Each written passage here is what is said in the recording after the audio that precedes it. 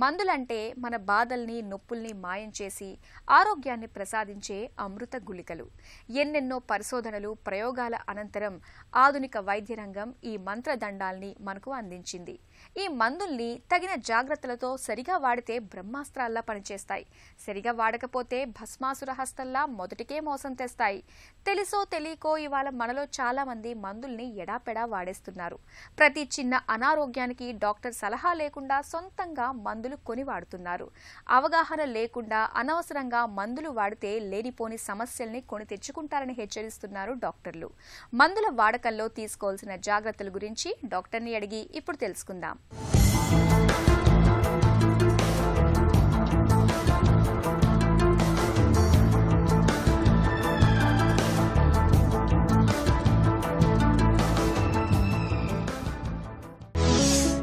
జలుబు, ఫ్లూ, జ్వరాలకు మందులు వాడొచ్చా? జలుబు, జ్వరాలు, దగ్గు ఇవి ప్రధానంగా చాలామంది కొద్దిగా రాగానే మెడికల్ షాప్కి వెళ్ళటం, టాబ్లెట్ తెచ్చేసుకోవటం, యాంటీబయాటిక్స్ వాడటం సొంతంగా చేస్తుంటారు. ఆ విధంగా చేయటం చాలా ప్రమాదకరం. అసలు జలుబు, దగ్గు, ఈ ఫీవర్ ఎందుకు వస్తుంది కారణం చూడాలి. ఇది వైరల్ ఇన్ఫెక్షనా, బ్యాక్టీరియల్ ఇన్ఫెక్షనా, ఎందుకు వచ్చిందని చూసి ఆ తర్వాతే మనం టాబ్లెట్ వాడటం, తర్వాత డాక్టర్ అడ్వైజ్ మేరకు టాబ్లెట్ వాడాల్సిన అవసరం ఉంటుంది.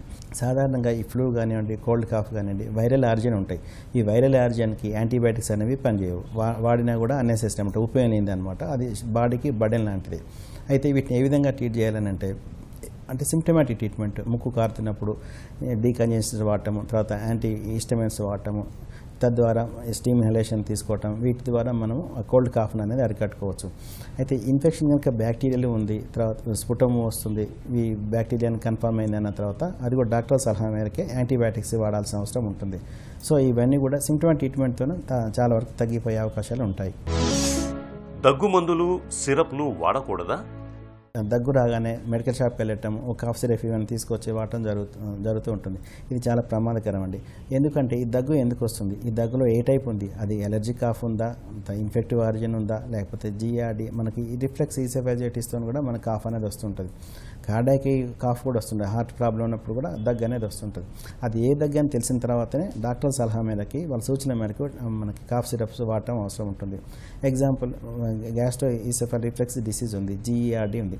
వీటిలో కాఫ్ వస్తుంటుంది, మనకి రిఫ్లెక్స్ వల్ల కాఫ్ వస్తుంటుంది. మీరు ఎన్ని కాఫ్ సిరప్లు వాడినా కూడా ఉపయోగం ఉండదు. మోర్ ఓవర్ అది బర్డెన్ టు ద బాడీ అనమాట. కాబట్టి అలాంటి పరిస్థితుల్లో ఓన్లీ మనకి పీపీఐ వాడటం వల్ల మనకి ఈ రిఫ్లెక్స్ తగ్గించుకోవడం ద్వారా కాఫ్ అనేది తగ్గుతుంది. అదేవిధంగా ఎలర్జిక్ కాఫ్ ఉందనుకోండి, ఈ ఎలర్జిక్ కాఫ్ మనకి యాంటీబయాటిక్స్ వాడటం అనేది శరీరానికి బర్డెన్ తప్ప ఉపయోగం ఎలాంటిది ఉపయోగం ఉండదు. ఇలాంటి ఎలర్జిక్ కాఫ్లలో యాంటీహిస్టమిన్స్ వాడటము, తద్వారా మనకి ఆ కాఫ్ని అనేది తగ్గించుకోవచ్చు. సో ఈ కాఫ్ మిక్చర్స్ అనేది అనవసరంగా వాడకుండా ఎందుకు వచ్చింది, ఏ విధంగా కారణం ఏంటి తెలుసుకొని డాక్టర్ల సలహా మేరకే వాడాల్సిన అవసరం ఉంటుంది. అస్తమానం యాంటాసిడ్ బిళ్ళలు మింగటం మంచిది కాదా?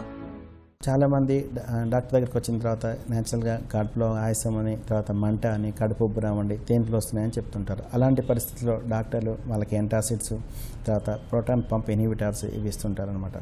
అయితే వాటి వల్ల చాలా రిలీఫ్ ఉంటుంది కాబట్టి పేషెంట్స్ అదే తరచుగా వాళ్ళు వాడుతూ ఉంటారు. కానీ ఇది వాడటం చాలా ప్రమాదకరం. యాంటాసిడ్ బిళ్ళలు కానివ్వండి, ఇవి ఎక్కువ కాలం అనేది వాడకూడదు. డాక్టర్ల సలహా మేరకి, వాళ్ళ ప్రిస్క్రిప్షన్ మేరకి ఎంత కోర్సు వాడాలో అంతే వాడాల్సిన అవసరం ఉంటుంది. ఎగ్జాంపుల్, యాంటాసిడ్స్ బిళ్ళలు మెయిన్గా అల్యూమినియం, మెగ్నీషియం, సోడియం ఇవన్నీ మిక్చర్స్ అయి ఉంటాయి అన్నమాట. ఇవి మన బాడీలో ఉండే, స్టమక్లో ఉండే యాసిడ్ని న్యూట్రలైజ్ చేసి కడుపు కూల్గా చేయటము, తర్వాత యాసిడిటీని తగ్గించడం చేస్తుంటాయి.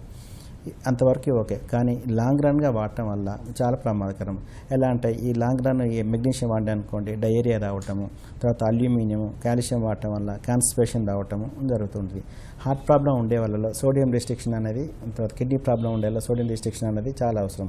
ఇలాంటి వాటిల్లో వీటిల్లో ఎక్కువ సోడియం మిక్చర్స్ ఉంటాయి కాబట్టి ఇవి హార్ట్ ప్రాబ్లం ఎక్కువ చేయటం, కిడ్నీ ప్రాబ్లం ఎక్కువ చేయటం జరుగుతుంటుంది. కాబట్టి ఈ యాంటాసిడ్ బిళ్ళలు అనేవి డాక్టర్ సలహా మేరకే వాడాలి. తర్వాత ఈ ఎసిడిటీని తగ్గించేందుకు యాంటాసిడ్ టాబ్లెట్స్ కాకుండా మనకి ఎసిడిటీని తగ్గించే proton pump inhibitors, H2 receptor antagonist, ranitidine, cimetidine, famotidine tablets ఉంటాయి. ఇవి వాడుతూ ఉంటారు. ఈ అల్యూమినియంతో ఉండే కాంటెంట్ ఇవి వాడటం వల్ల కిడ్నీ ప్రాబ్లం ఎక్కువ కావటం, స్టోన్ ఫార్మేషన్ ఎక్కువ కావటం, మెంటల్ డిజార్డర్స్ రావటం అనేది జరుగుతుంది. సో ఈ ప్రతిదీ కూడా డాక్టర్ సలహా మేరకు ప్రిస్క్రిప్షన్ ఎంతవరకు ఇస్తారో అంతవరకే వాడాలి. పెయిన్ కిల్లర్లకు ఎందుకు దూరంగా ఉండాలి?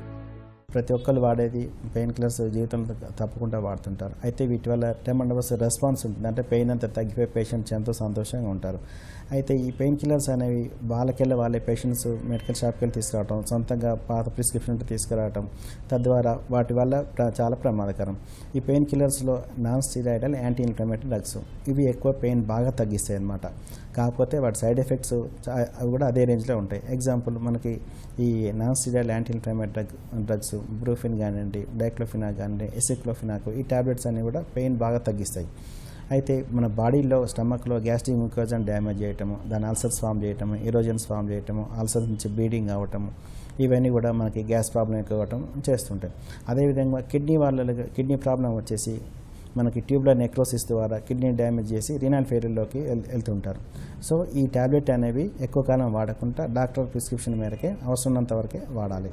సెకండ్ పెయిన్ కిల్లర్స్ ఇవి కాకుండా ఓపిఐడ్ డ్రగ్స్ ఉంటాయి. ఇవి ఏంటంటే ఇది కిడ్నీ మీద డ్యామేజ్ చేయవు, తర్వాత ఎసిడిటీ కూడా తగ్గిస్తాయి, ఎసిడిటీ కూడా ఏం చేయవు. కాకపోతే వీటి వల్ల మనకి కాన్స్టిపేషన్ రావటం, దానికి డిపెండ్ కావడం జరుగుతూ ఉంటుంది. కానీ ఎక్కువ డోసెస్ అయినప్పుడు మాత్రం రెస్పిరేటరీ డిప్రెషన్ వచ్చి చనిపోయే అవకాశాలు ఉంటాయి. కాబట్టి ఏ పెయిన్ కిల్లర్స్ అయినా కూడా మనకి అవసరమైనంత మేరకే వాడాలి. సొంతంగా మందులు కొని వాడటం ఎందుకు ప్రమాదకరం? సొంతంగా మెడిసిన్స్ వాడటం, ఇవే పెయిన్ కిల్లర్స్ కాదు, యాంటాసిడ్ బిల్లలు కానివ్వండి, పెయిన్ కిల్లర్స్ కానివ్వండి, ఏదైనా కూడా సొంతంగా మెడిసిన్స్ అనేది వాడకూడదు. ఇవి అలా వాడటం అనేది చాలా ప్రమాదకరం. ఒక చిన్న చిట్కా మీకోసం. వేసవిలో స్నానం చేసే నీటిలో నిత్యం కాసిన్ని మల్లెపూలు లేదా గులాబీలను వేసుకుని స్నానం చేయడాన్ని ఒక అలవాటుగా మార్చుకోండి. వేసవి బడలిక నుంచి మంచి ఉపశమనం లభిస్తుంది.